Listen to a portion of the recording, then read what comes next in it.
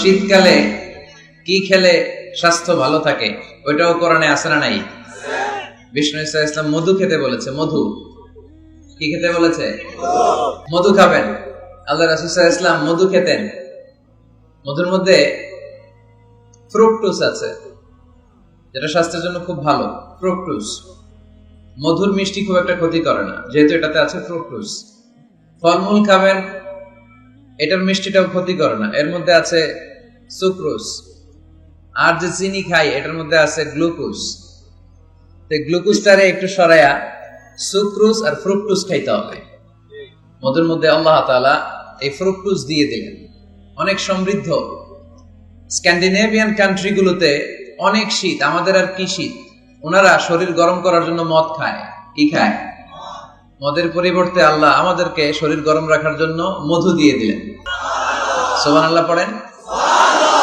وَأَوْحَى رَبُّكَ إِلَى النَّحْلِ أَنِ اتَّخِذِي إِلَى الْجِبَالِ بُيُوتًا وَمِنَ الشَّجَرِ وَمِمَّا يَعْرِشُونَ ثُمَّ كُلِي مِنْ كُلِّ الثَّمَرَاتِ فَاسْلُكِي سُبُلَ رَبِّكِ ذُلُلًا يَخْرُجُ مِنْ بُطُونِهَا شَرَابٌ مُخْتَلِفٌ أَلْوَانُهُ فيه شفاء للناس إن في ذلك لآية لقوم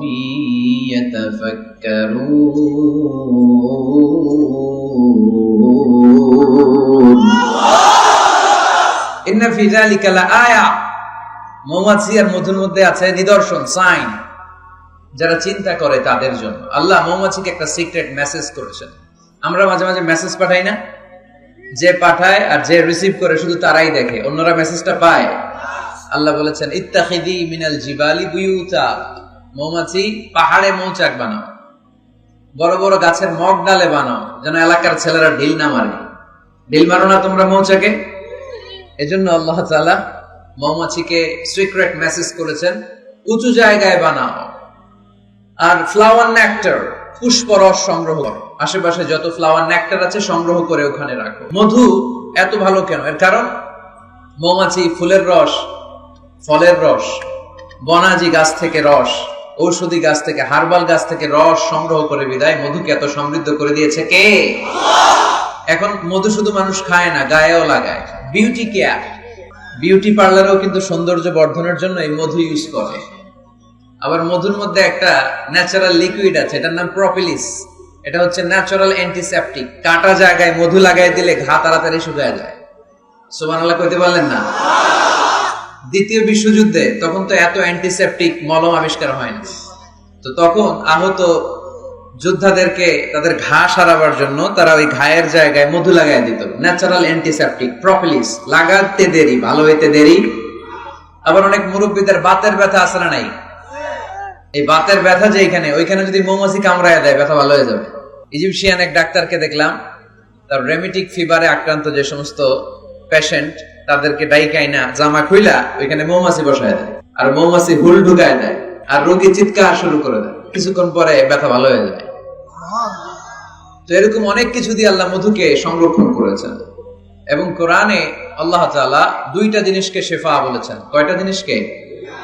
এক হচ্ছে কোরআন, ওয়ানুনাজ্জিলু মিনাল কুরআনি মা হুয়া শিফা, কোরআন নিজেই শিফা। আর হচ্ছে মধু। মধু আর কোরআন এই দুইটা ছাড়া আর কোন জিনিসের ক্ষেত্রে আল্লাহ শিফা শব্দ ব্যবহার করে নাই। চিল্লায় পড়েন সুবহানাল্লাহ।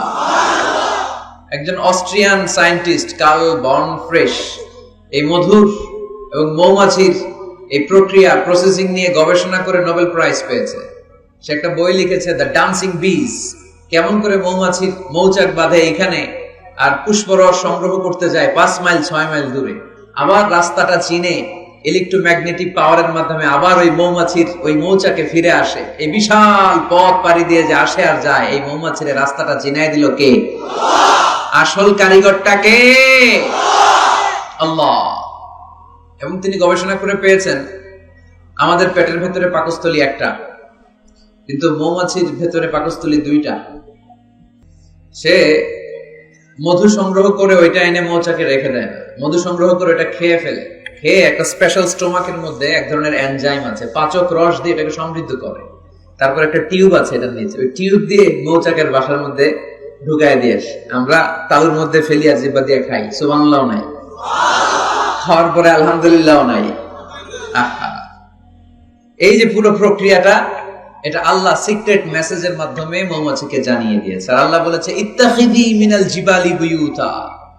উলামায়ে কেরাম যারা আছেন তারা জানেন ইত্তাখিদি শব্দটা মুয়ান্নাস, নারীর জন্য ব্যবহার হয়, আর পুরুষের জন্য ব্যবহার হয় ইত্তাখিদ।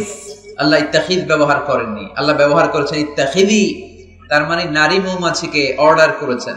এই Karl von Frisch, Austrian scientist, উনি অনেক গবেষণা করে দেখলেন একটা মৌচাকের ভেতরে অন এন এভারেজ 60,000 মৌমাছি থাকে। এই পুরো মধু আহরণ আর প্রিজার্ভেশনের কাজটা যেই মৌমাছিটা সংরক্ষণ করে, এটা পুরুষ মৌমাছি নয়, এটা নারী মৌমাছি। পড়েন সুবহানাল্লাহ।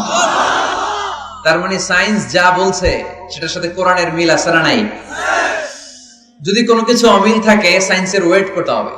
কি করতে হবে? Science should wait until they get their final and the latest invention and discoveries. কারণ সায়েন্সের সবচেয়ে বড় থিওরি হচ্ছে যে সায়েন্সের কোনো থিওরি ফাইনাল না। কথা বুঝতে পেরেছেন? সায়েন্সের সবচেয়ে বড় থিওরি কি? যে সায়েন্সের কোনো থিওরি ফাইনাল না। কিন্তু কোরআনের থিওরি হচ্ছে কোরআন যেটাই বলেছে সেটাই ফাইনাল। চিল্লায় বলি ঠিক কি না? যাই বলেছে ফাইনাল, চেঞ্জ হবে না। এজন্য সায়েন্সের ওয়েট করতে হবে। কারণ একটা সময় সায়েন্স বলতো সূর্য ঘোরে, পৃথিবী ঘোরে না। তারপর কিছুদিন পরে বললো না, আগে যেটা কইছি ভুল কইছি, পৃথিবী ঘোরে, সূর্য ঘোরে না। এখন স্বীকার করতেছে না, আগে যা বলছি সবই ভুল। এখন আমরা পেয়েছি সব ঘুরে, সব ঘুরে। তো ওরা ওই যে পানি ঘোলা করে খায় আর কি, কিন্তু ওরা 3 ধাপে অ্যানাউন্সমেন্ট করে যেটা পেয়েছে, 1500 বছর আগেই কোরআন সেটা অ্যানাউন্স করেছে। ওয়া কুল্লুম ফি ফালাকি ইয়াসবাহুন। এই মহাবিশ্বে যা আছে সবকিছুই তার অক্ষে আর কক্ষে ঘুরে বেড়াচ্ছে। চিল্লায় পড়েন আল্লাহু আকবার। এজন্য বেশি বেশি মধু খাবেন। রাজি আছেন তো? আবার জান্নাতে যখন আপনারা যাবেন, আপনাদের জন্য মধুর ঝর্ণা দিবে কে? আসালুম মুসাফফা, 4 ধরনের পানির ঝর্ণা। আনহারুম মিন মাইন গায়রি আসিন, মিনারেল ওয়াটারের ঝর্ণা। আনহার মিন লাবানিন লাম ইয়াতাগায়্যার তা'মুহু, দুধের ঝর্ণা।